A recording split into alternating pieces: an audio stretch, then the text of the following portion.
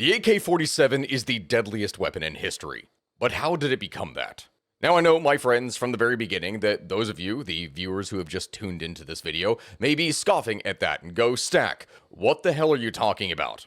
How can a simple gun like the AK be the most deadly weapon when nuclear bombs exist?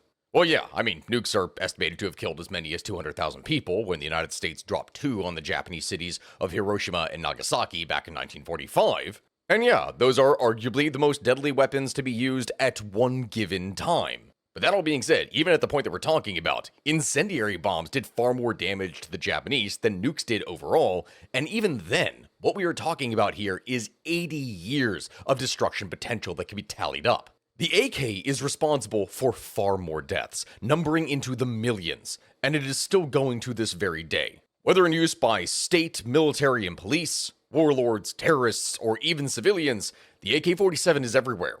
In fact, when I talk about this thing is so popular, it is even featured on actual army flags. Yes, in 1983, the Mozambican Liberation Front would go and adopt a new national flag for their movement.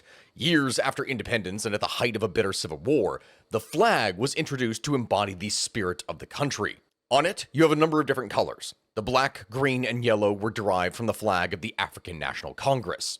In the hoist was a red triangle, and like other communist-aligned entities associated with the Soviet Union and the Chinese Communist Party, the star of Marxism was also there. However, when I describe this thing, there is one thing that sets the country's national flag apart from others. There is an AK-47 printed on the left side of the flag, in the same way that the states of old would put crossed swords or other weapons as a form of heraldry. The AK-47 was the weapon of the Mozambican Liberation Front, and other communist guerrillas and any other rebel groups throughout Africa and the globe. But, that all being said, they only represent just a small part of the AK's reach throughout the globe. Originally developed in secrecy for the Soviet military, an estimated over 100 million AK-47s and their variants have been produced to this date. In fact, at this point, it's kind of hard to tell just how many have been created. The gun is found throughout the world, including in the hands of many American civilians, who even as far back as the year 2012, bought just as many AK-47s as the entire Russian police and military. Yes, my friends, if that sounds surprising, that is true. The surge in sales of Russian assault rifles and shotguns back during 2012 were fueled by firearms enthusiasts being concerned about the weapons being banned in the United States. To clarify, these are not automatic weapons, they're not the automatic variants of AKs, but civilian-grade AKs that were semi-automatic. So I feel the need to go ahead and point that out, because otherwise people are going to wonder why people have automatic AKs within the United States, when no, that's not the case. But either way, this is already insane, and we have not even pointed out scale and market share yet. Back in the year 2004, it was estimated that of the 500 million guns that were possibly in circulation, that around 20% of those guns were AKs. The majority of those being AK-47s. 20 years later, and the number of guns in circulation is estimated to be over 1 billion. So you can then only estimate that the number of AKs has seen a similar increase.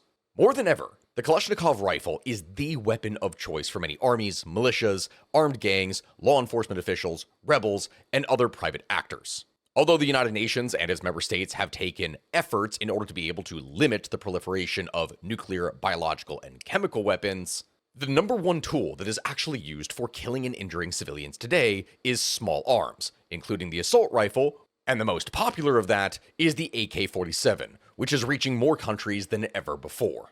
The question that becomes from all this is how and why? How did the Kalashnikov come to be, and why is it so incredibly popular? Well, the short answer to those questions is that the Soviets made it, they made it really cheap, they made it easy to use, reliable, and they helped to funnel it to every single kind of entity that could or would potentially resist their Cold War enemies, the West. It was a matter of price, durability, and logistics. That, my friends, is the short of it. But let's go ahead and dive deeper before various government agencies start somehow tracking me down and showing up my house for even talking about all this here in the first place.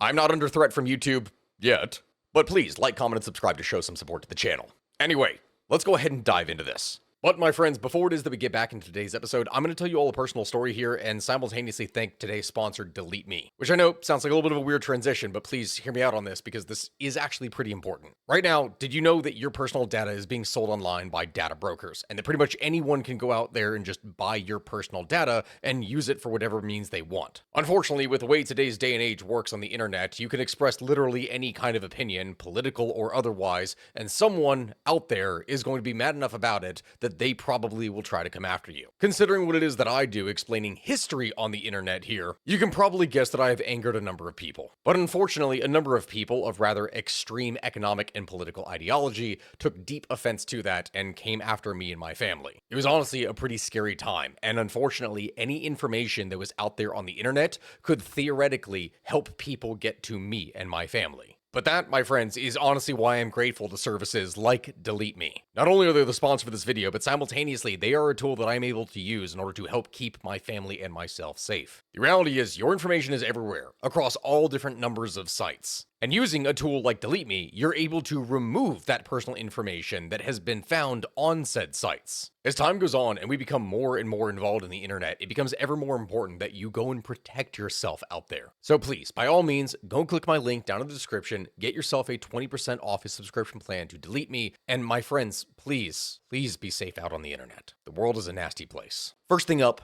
background. In order to understand just how the AK became as important as it is today, one has to go back and revisit the context in which this gun was designed in the first place, which is the end and aftermath of World War II. Guns at this time, of course, came in a variety of different shapes and sizes, with different caliber rounds for different purposes, but overall, if you want to describe things, you had three main categories.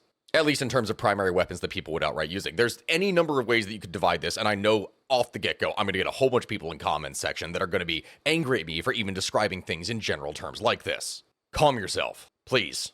First and foremost, of course, you have rifles, which were the mainstay of every army. These would fire a large caliber round and had great stopping power and range, but typically the majority of these were bolt action and thus slower to fire. Second, you had machine guns, which also fired a larger caliber round, but these were typically quite heavy, which drastically reduced their utility and mobility, which made them significantly better for defense, covering fire, and holding positions.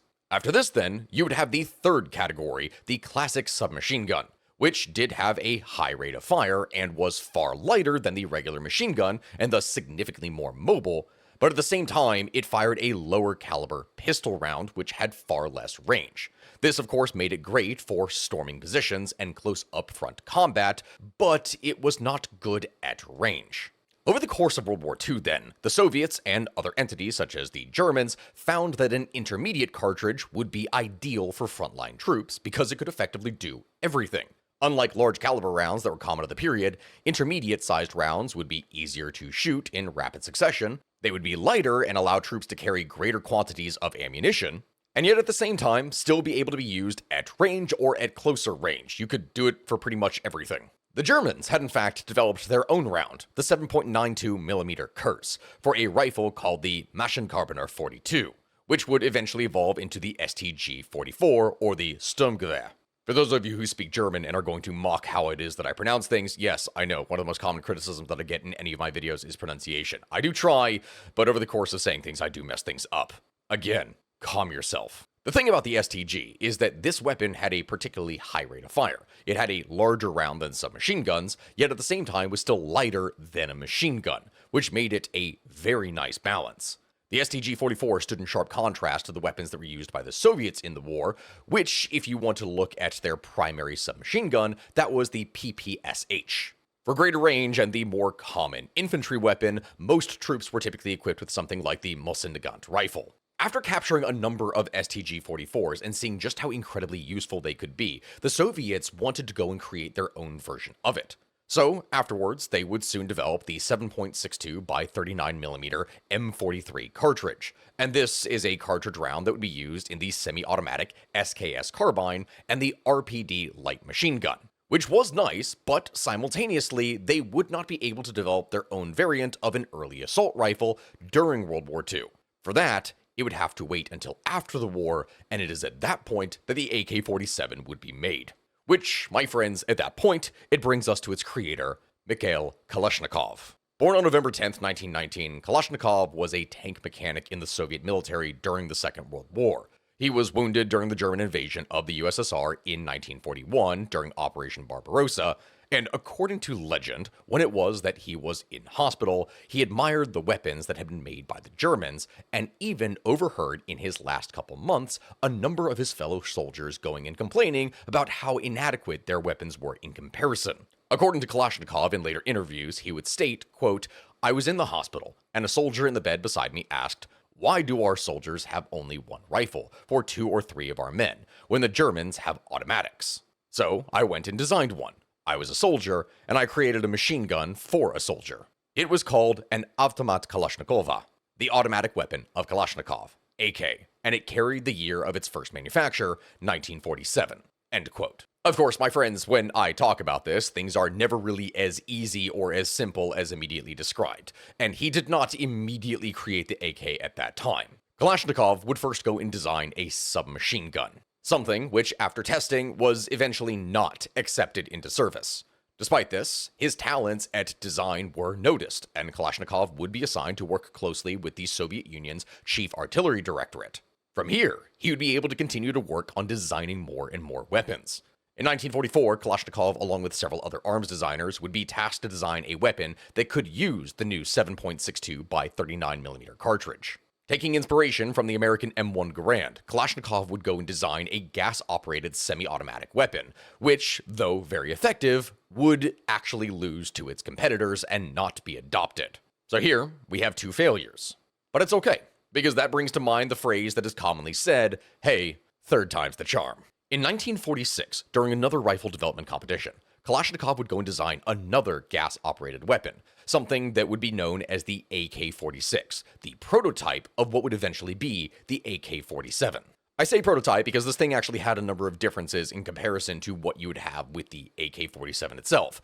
This rifle had a short-stroke gas piston just above its barrel, known as a breech block mechanism. It also had a rotary bolt, separate safety and fire selector switches, and a 2-part receiver with separate trigger unit housing. Further, it had a non-reciprocating charging handle and the iconic curved 30-round magazine that we would come to associate with the AK-47 itself. Overall, when we talk about it, the design was quite similar to the German STG-44, and it moved on to the second round of the competition, where it did prove to be extremely reliable. But it wasn't complete yet. In late 1946, as other rifles were being tested, one of Kalashnikov's assistants, Alexander Zaitsev, would suggest a major redesign to improve the reliability of the weapon.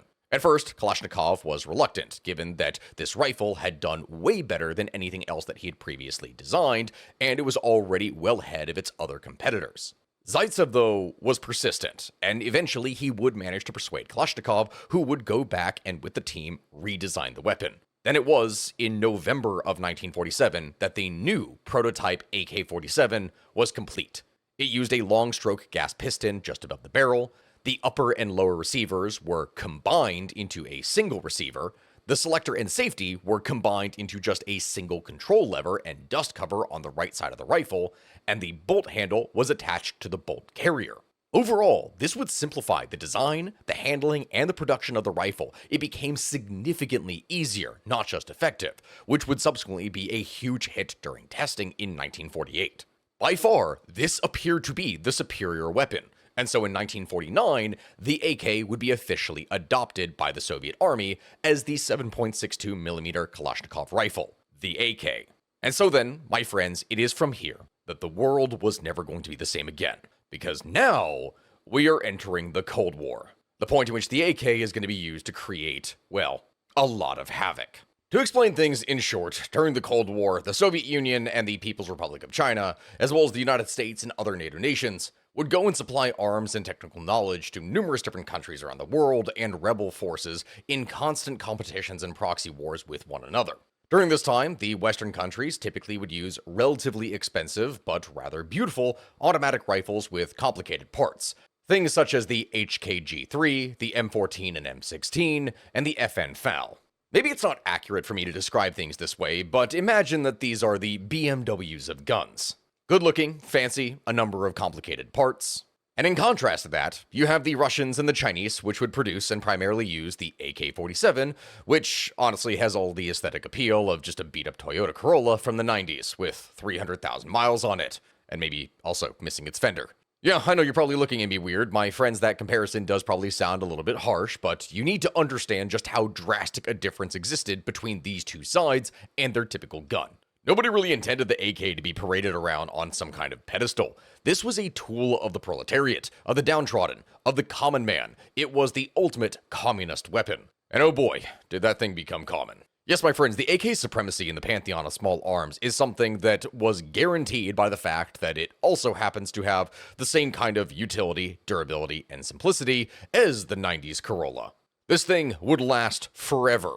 As Military Times would put it, quote, "Forget that this gun's furniture, the stock, grip, etc., is often just a step above plywood, that the receiver is often stamped and riveted rather than forged, and that its blunt configuration has more in common with a super soaker than something you'd expect a warrior to carry." Again, that is a harsh description, but the AK was cheap to make and it could go through just about anything, which is honestly great for a weapon to be. That then brings up the first big point of the gun, which I said at the beginning of this video, the price. So then, you may be wondering, how cheap was it exactly? Well, that, unfortunately, is a question that is really hard to answer, because that entirely depends upon where and when you got it, as well as who made it. For reference, on the screen right now here, I'm going to place a chart for global production that includes price ranges from legit and illegitimate sources, along with homemade cottage industries from the 1980s going into the early 2000s. You can probably see from this chart as to just how drastic a difference we are talking about. You could get one of these guns for potentially just a couple $100 to maybe several thousand. It entirely depends upon who makes it, where you get it, and the quality between all of those different variants is going to be massive. Why though, you may wonder? Well, for about a decade after being adopted, Russia would make and then share its new rifles with like-minded communist states, such as China. It would also order its Warsaw Pact vassal states to go and produce them, which meant that many guns were going to be created over these years. Towards the end of the 1950s, the Soviet Union had this kind of franchising model in place for many of its weapons, providing factories run by other communist governments the specifications for the manufacture of countless numbers of Kalashnikovs. That in turn guaranteed that the AK was going to be produced everywhere. Now, of course, not every country is going to have the same industrial capacity or ability, but that didn't really matter for the AKs. Because of just how incredibly easy they were to manufacture, more and more of these communist rifles were built, with, again, varying levels of quality and price. By the 1960s, the planned economies of the socialist bloc were stockpiling them by the millions. Why though, you may wonder? Well, primarily, it's because of this kind of mentality that many of the nations carried, that one must always be ready for war and to continue the revolution, that there was a constant threat that come from the West, which meant that arms production was a core component of socialist planned economies. So yeah, millions of these rifles were being produced, which was awesome for them at the time, but simultaneously, as time went on, this became a bit of a risk. By the 1970s and 1980s, with loose security and blatant corruption that would exist within many of these communist countries that were holding on to them, the rifles gradually became more and more available to anyone, any kind of fighter for any kind of cause, not just communist ones.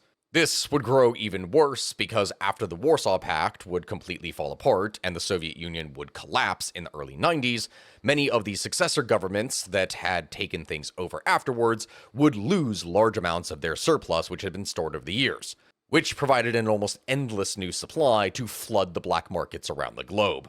As an example of this, in some countries such as Somalia, Rwanda, Congo, Mozambique, and Tanzania, the price of a black market AK could be extremely varied, something that is as little and cheap as $30 or $125 per weapon. In Kenya and other states, barter systems would even take precedence and not use cash, with 5 heads of cattle being sufficient to buy a gun.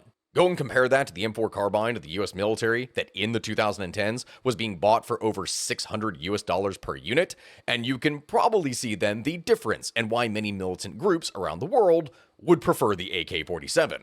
This would help to fuel violence and instability as time went on, and more non-state actors got access to greater numbers of weapons. Some of the AK-47s would be supplied to proxy forces and arms dealers. Some would just be outright stolen from weapons depots after being raided that either were not being protected or, due to the corruption of the people that operated them, allowed the weapons to disappear from their control. As time went on, these weapons would gradually be smuggled into other countries, eventually reaching as far as the cartels of Mexico. The AK-47 would be brought to the doorstep of the United States itself. Following that happening, the guns could be used to fight in just about any kind of terrain and country imaginable, because of the second point of the AK-47 and how it became so big, just how incredibly durable they are. The thing that one has to understand about this gun is that with as few as 8 moving parts, depending upon the version that you have, an AK-47 could be field stripped and reassembled by a child after less than an hour of training. Something that, unfortunately, has been rather used extensively by different warlords in Africa and other regions, where they utilize child soldiers. In fact, my friends, the AK-47 is so incredibly simple that it's oftentimes referred to as being soldier-proof. There is nothing, practically nothing, that any kind of careless Russian conscript with 2 weeks of training, an Islamist militant who lived in a cave the better part of a decade, or some gangster punk can do to break, harm, or jam it. It is basically fighter or soldier proof. Whether you drag it across a sandy desert, whether you submerge it in a river, whether you plunge it into a muddy swamp, if you forget to clean it for months at a time, it does not really matter. The AK-47's clearances and mechanisms are coarse enough that they just shrug off filth that would instantly clog a more sophisticated weapon like the M14 in Vietnam. The AK-47 was so resilient that numerous reports during the Vietnam War would tell of AKs being found half-buried for months in the soggy Vietnamese jungle that, just after having their rusty bolt be freed with a kick, were ready to fire and go. These things could go through just about anything. And so when you have varying different militant and rebel forces that are in hiding from the government, that are not able to go and get their vehicles and weapons and other things easily repaired and taken care of, that kind of resilience and durability means that it's an easy sell. But all of that then brings us in turn to our third and arguably one of the greatest parts about the AK-47, its ease for logistics. Think about it this way, my friends. When you have a gun that is cheap to produce and can take a hell of a beating in just about any kind of environment, it makes them very easy to stockpile and transport between different theaters of conflict and war. As an example of the global reach of the AK, look at El Salvador back in the 1980s.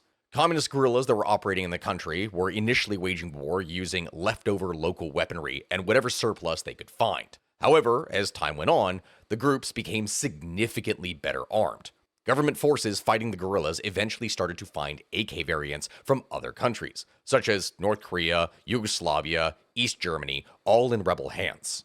Along with that, they would find ammunition that would originate from Cuba and Fidel Castro, who of course, if you look at his history, was always ready to supply communist groups around the world with whatever it is that they needed. This supply network showcased the sheer effectiveness of the Soviet model of exporting small arms and their manufacturer specifications to socialist nations around the world back in the 1950s and 60s. It showcased just how well this had worked.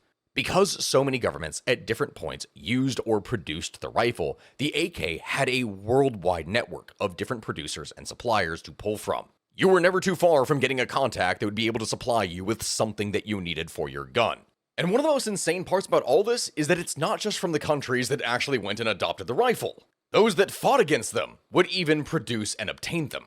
As an example, just look at the Soviet-Afghan War. Mujahideen forces that were fighting against the Soviet-backed communist government had initially started their struggle using swords and weapons as dated as the Boer rifle from the British-Afghan War. For anyone who is not sure what it is that I am talking about, just check this out. There have been multiple accounts to this day of soldiers going and encountering Islamists in Afghanistan fighting with black powder weapons from the 17 and 1800s.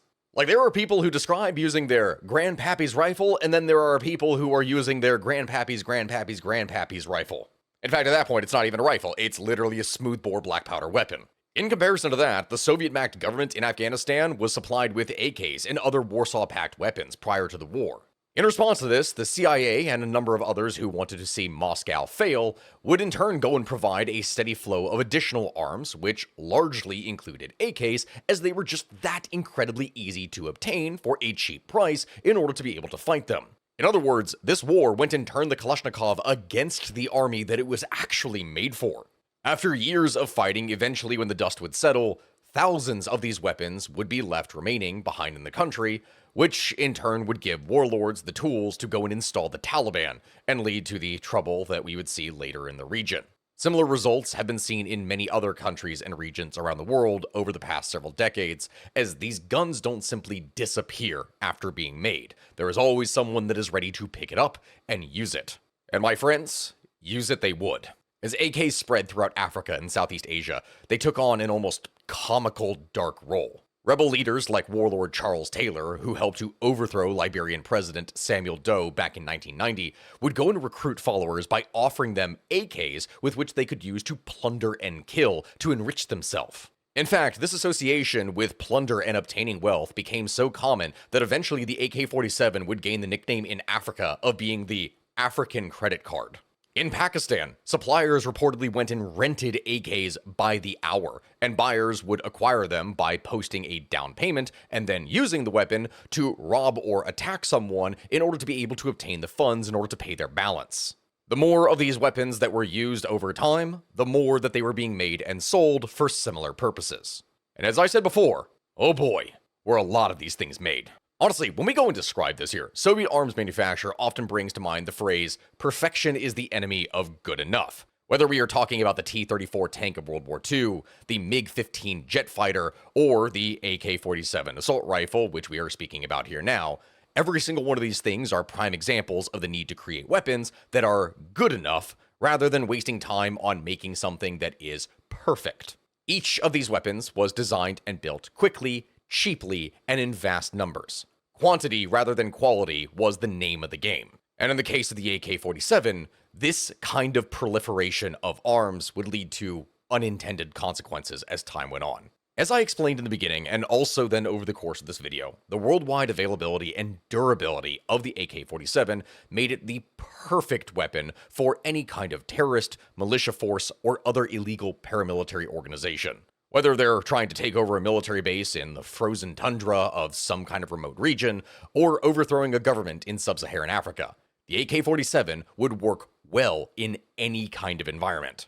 It was always available, usually at a very cheap price, and would still work even if it fell into water, mud, sand, or some other kind of muck. It could do anything. Keep in mind, when I describe all this, the average lifespan of a terrorist or other militia fighter in a gunfight is not very long considering how poor their training is overall. So that rifle is more than likely going to change hands many different times, while after the person who is utilizing it gets taken down, it goes onto the ground, likely gets dirty, and thus needs to be able to be easily cleaned and maintained before being used by the next person. Militia and terrorist forces around the world need cheap replacements, both in the sense of manpower and simultaneously equipment. The AK-47 is most certainly that. Of course, at this point in the video, one may wonder about whatever happened to the man Kalashnikov himself, the guy who invented the weapon. Was he rewarded for his efforts, and how does he feel about the weapon to this day? Well, to explain that, for his labors, the Soviet Union would award him the Stalin Prize, the Red Star, and the Order of Lenin. Kalashnikov is to this day considered a national hero in Russia for the design of the AK-47. But at the same time, interestingly enough, despite the weapon being the most produced in the world, he and his family, in fact, did not profit nearly as much as you would expect financially from the AK-47, and would live modestly in Izhevsk, which is an industrial town around 800 miles east of Moscow. For Kalashnikov himself, this didn't really matter. He dismissed the importance of money, insisting that he had always been motivated by service to his country and not the idea of gaining wealth for himself. He was a member of the proletariat in the classic Soviet Union. He was the prime example of the everyday man who designed a great tool for his nation. He was a hero that the Soviet Union would wish to push up to the highest echelons. A few years before his death, in an interview with the Russian government newspaper, Rossiyskaya Gazeta, he would say, and I quote, "In my 90 years, I feel myself to be a happy man. Of course, like anyone else, there are things to regret, but I can say one thing. I would not have chosen to lead my life any other way if I had the opportunity." Back in the year 2007, President Vladimir Putin would single out the Kalashnikov rifle as a, quote, symbol of the creative genius of our people. And so it was then, throughout the majority of his life, that Kalashnikov would refuse any attempts of journalists or activists or anyone around the world to try and saddle him with the guilt over the vast number of killings and injuries that were inflicted with his invention. He would insist that he had developed it for defense, not offense. As an example, when a reporter asked in 2007 how he could sleep at night, he replied, quote, "I sleep well. It is the politicians who are to blame for the failing to overcome an agreement and resorting to violence." Yet, all that being said, in his final year of life, just before dying, Kalashnikov may have actually experienced a kind of change of heart. He would write in a letter to the head of the Russian Orthodox Church, and in this letter, he would state, quote, "The pain in my soul is unbearable. I keep asking myself the same unsolvable question. If my assault rifle took people's lives, that means that I, Mikhail Kalashnikov, am responsible for people's deaths. The longer I live, the more often that question gets into my brain. The deeper I go in my thoughts and guesses about why the Almighty allows humans to have devilish desires of envy, greed, and aggression." End quote. The note is penned on Kalashnikov's personal writing paper and signed, "A slave of God, the designer, Mikhail Kalashnikov." These would be his final thoughts, and he would die a national hero of Russia in 2013 at the age of 94. So it is then, my friends, that in the end, the AK has become more than just a weapon. In many countries and cultures around the world, it is a symbol and a social statement. Whether that is a symbol of freedom, resistance, power, or some other abstract concept entirely depends on who is utilizing it. But because of the proliferation and use, the Kalashnikov is the most recognizable weapon in the world. When Hollywood wants to go and mark a character as being a bad guy, they give him an AK. And anyone that watches that kind of movie understands it. As Gordon Rotman would put in his book, The AK47, quote, "Throughout the world, an individual's act of swearing alliance to a regime, an insurgency, a warlord, a drug or crime ban was rewarded and solidified by bestowing an AK. The AK-47 has become as much a symbol of the modern warrior as the bestowal of a spear, shield, or headdress." End quote. And honestly, from everything you've probably seen from this video, this is perhaps the most accurate description of the fate of the AK. To be remembered then as one of humanity's greatest, and yet at the same time, most terrible weapons. It is the king of global conflict. Whether that title will fall to another weapon at some point in the future remains to be seen. But as it stands, I would not be surprised if the AK continues its dominance in small arms throughout all the 21st century as well, maybe even moving into the 22nd. Who knows, perhaps 100 years from now, someone else is going to make a video explaining the transition of just how the AK-47 was replaced. But until then, it will continue to dominate. And that is the end of today's video. My friends, thank you so much for watching this here today. I appreciate all of you. If you can like, comment, and subscribe, and let me know what other kinds of videos it is that you all would like to see. I'm trying to do other kinds of videos despite just geopolitical context and other things. So if you want deep dives into the history behind weapons, armor, and other kinds of things, please, by all means, let me know. If there is something, some kind of tank or other vehicle that you would like to know about, some kind of big mega project, anything else, let me know in the comments and I will look at some of those here and like the ones that you think are good. And from that, I will go and create more content. I appreciate all of you for watching.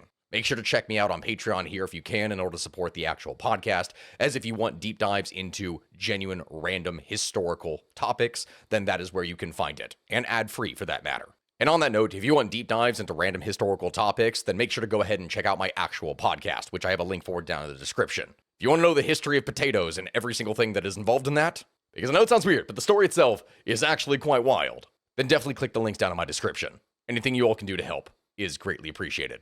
Goodbye, my friends, and I will see you all here next time.